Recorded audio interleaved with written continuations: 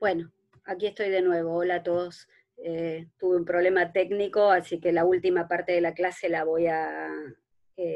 voy a grabar en dos partes, digamos. Se me cortó justo la transmisión cuando estaba hablando de reducción de riesgo y de las críticas a la reducción de riesgo. Y como entiendo que el problema tiene que ver con que las diapositivas salieron mal, las reparé un poquito. Eh, para que las vean, ¿sí? Habíamos hablado entonces de los 4 modelos, ¿sí? Vamos a hacer un pequeño resumen, el modelo ético-jurídico y el modelo médico-sanitario. Los dos modelos estaban colocados en color rojo y habíamos dicho que endiosan a la sustancia y cuya estrategia es el abstencionismo. Y los modelos celestes son el modelo psicosocial y el modelo sociocultural, ¿sí? Que en realidad se basan en el riesgo, uno podría decir endiosan el riesgo, o sea, más que la persona, ¿sí? Cuando decimos miran más a la sustancia o miran más al riesgo, lo estamos comparando con la mirada integral de toda la persona que está padeciendo el problema de consumo problemático, ¿sí? Es importante en esta clase no solamente que diferencien las características de cada uno de esos modelos, que se los conté en la parte anterior de la clase, sino sobre todo, y más que nada voy a preguntar, ¿cuáles son las características de las estrategias? ¿Sí? Porque yo les decía un poquitito que hay una grieta en este tema, como en toda la Argentina, del consumo problemático, entre los abstencionistas y los reduccionistas.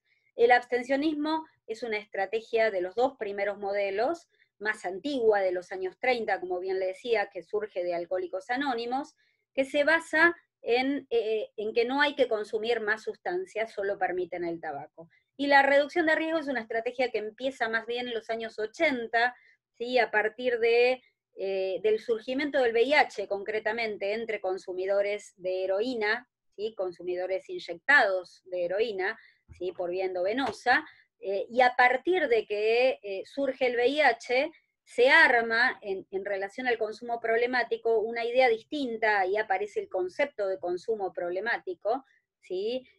Yo en la unidad anterior, la de conceptos básicos de uso, abuso, dependencia y consumo problemático, les agregué una guía, la guía del Consorcio Internacional de Políticas de Drogas. Esto es un consorcio de un montón de países, ¿sí? Que dan los lineamientos principales sobre políticas de drogas y sobre el tema de consumo problemático como una enfermedad y como un problema complejo. Me pareció importante que ustedes tengan este material. Este material se va renovando, ¿sí? Y se arman guías. ¿Sí? Yo les subí al campus la última guía que yo tengo. Ustedes pueden entrar a la página del Consorcio Internacional de Políticas de Drogas y bajarse la última guía si es que hay una más nueva. ¿Sí? Y ahí están los lineamientos que las políticas públicas tienen que seguir para abordar el tema del consumo problemático.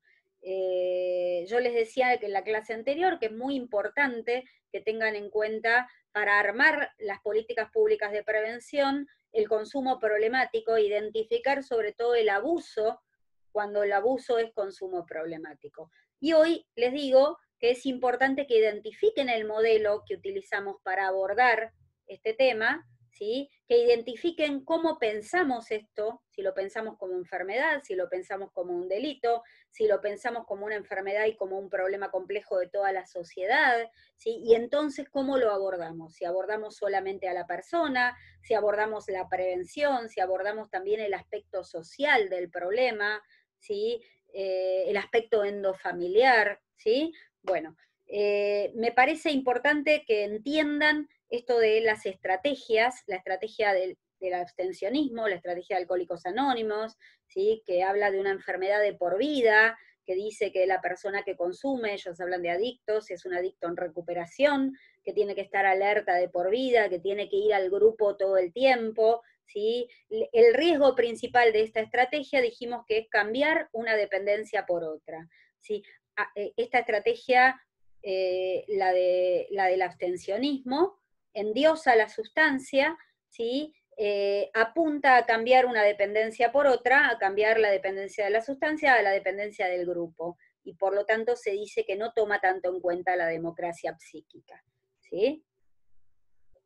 acepta que el uso, la estrategia de reducción de riesgo, la otra, la de los años 80, la que surge con el consumo de heroína y con el surgimiento del VIH.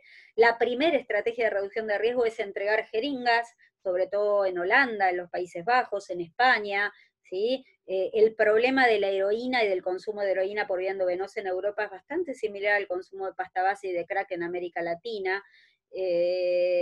Y en ese sentido se empiezan a probar estrategias para reducir el riesgo de contagiarse de VIH, para reducir el riesgo de tener relaciones sexuales sin cuidado y de contagiarse otras enfermedades de transmisión sexual. Por eso también una estrategia de reducción de riesgo es repartir preservativos. La crítica que se le hace a la reducción de riesgo es que no es tanto una estrategia de tratamiento y de abordaje del consumo problemático, sino más bien una política pública de prevención de las enfermedades o de los riesgos asociados al consumo problemático. Esa es la principal crítica, ¿sí?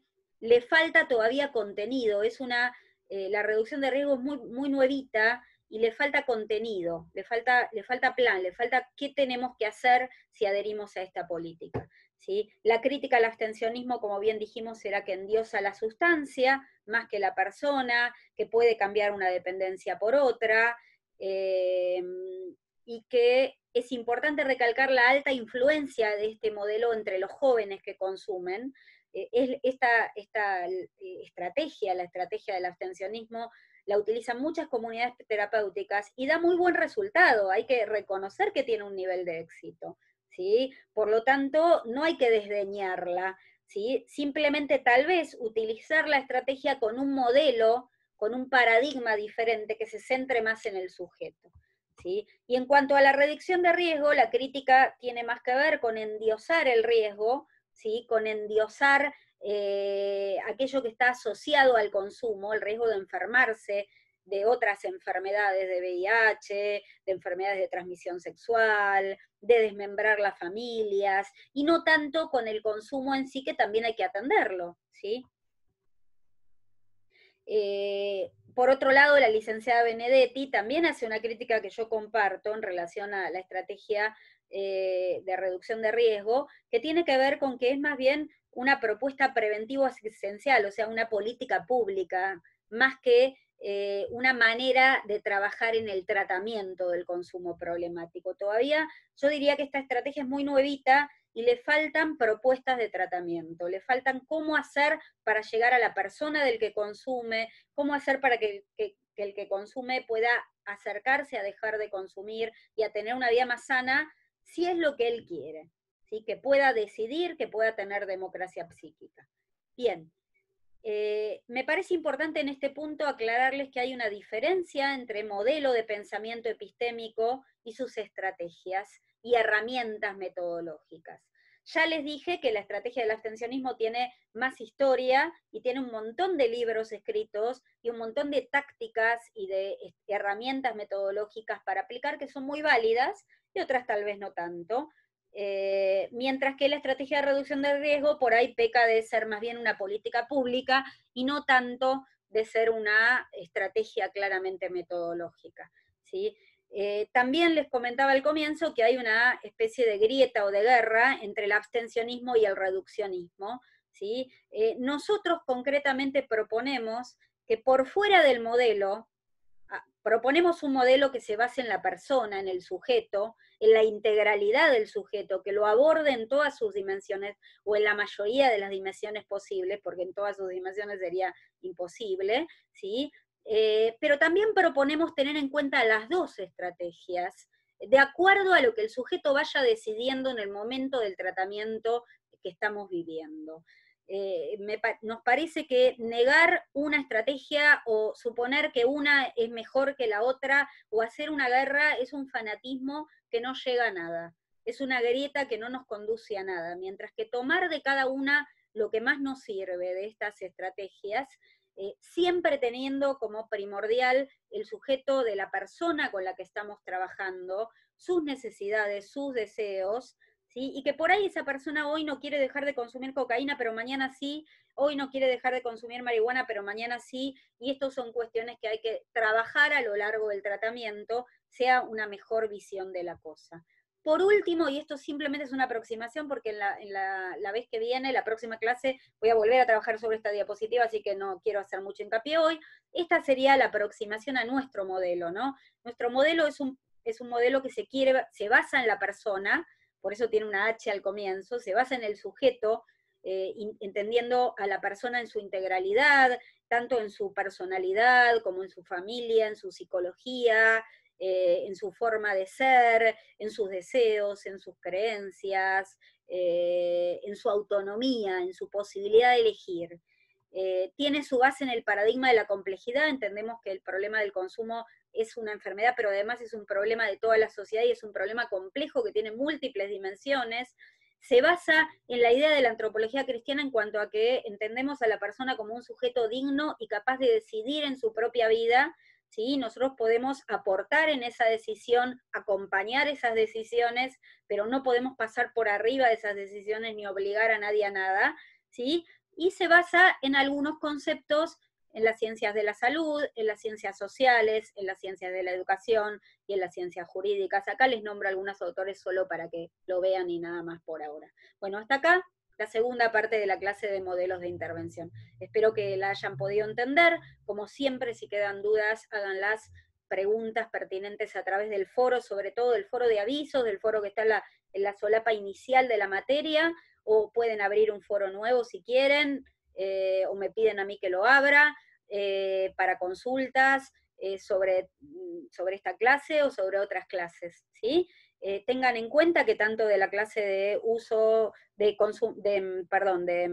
conceptos básicos de consumo problemático como de esta de modelos de intervención, probablemente para mediados del mes de junio, voy a abrir un tercer parcial con preguntas y respuestas, creo que no van a ser más de 3 o 4 preguntas, con la intención es que las respuestas sean breves, pero también va a ser un parcial con nota, ¿sí? Y este sería por ahí el último de esta serie de parciales, ya que el cuarto en realidad va a ser ese trabajo final que yo les dije que iba a ser grupal en grupos de no más de 4.